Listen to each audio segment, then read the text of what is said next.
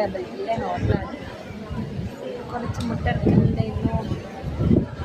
Bye bye.